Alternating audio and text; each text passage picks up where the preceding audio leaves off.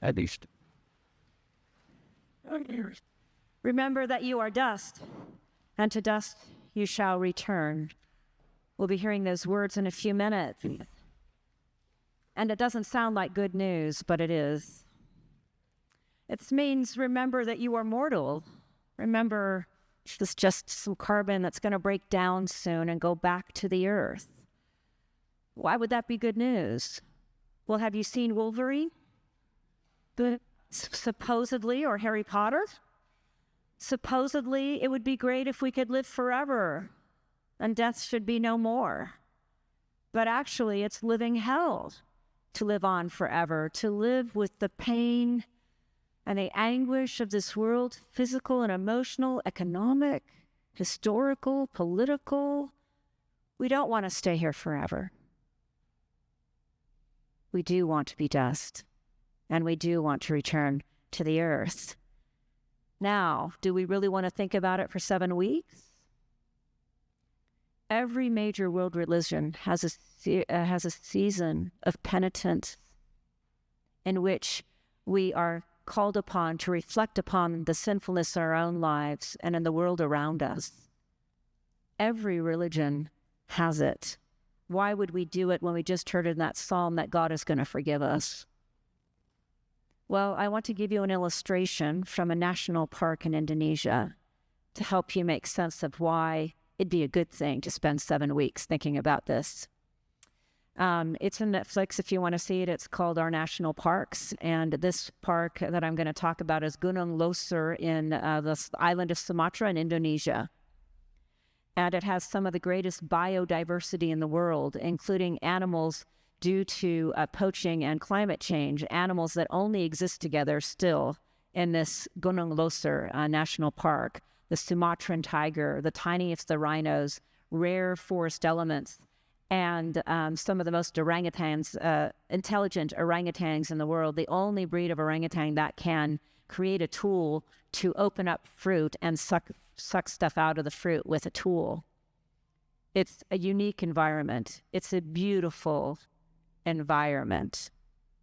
And the reason that environment is so rich in diversity and beauty is that every few years, Mount Sinabung, a volcano, erupts with this ugly, ugly fire and ash that pours down over all the mountainsides in this park and into the valleys and the steamy jungles. And it creates very fertile soil, all that ash. It's cataclysmic when it happens. You see it on the film and you go, oh my gosh, that's a disaster, all that stuff tumbling down. But it works into the soil, and it is 6 times more fertile than the average soil is, which is why there's so much biodiversity. It's in the garbage coming out of that, spewing out of that volcano, that the great, beautiful animals, the Sumatran tiger, the miniature rhinos, the forest elephants, and the orangutans can survive. It's the only place they survive together.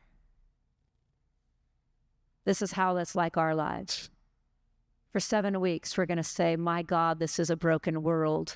The war, the layoffs, the economic disaster, the fascism, the gangs. It's so horrible. And natural disasters, so horrible. And if we're brave enough, we look at our own lives and say, there's so much garbage in me, so much ugliness that I just don't like to look at. So I read the psalm that says, I'm pretty good and God loves me, I'll be okay. Stick to that psalm. But we are very much like the soil on Gunung Loser National Park. It's only by sitting in the rotting garbage of our lives, our personal lives, and our universal lives, our communal lives as citizens of this country and the world. We look at it, we look at the news, we look at what we said to that person the other day on the street corner. We look at what we failed to forgive in our family.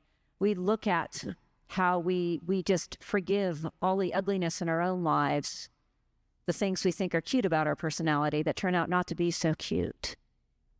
And we say, I want to do better.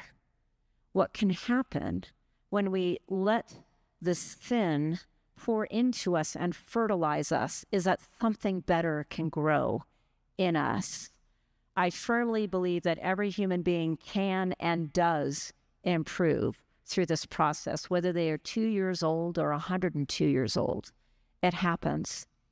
Do you know in that forest, there's also the tallest flowering structure in the world. It's called the arum something. I forgot the name.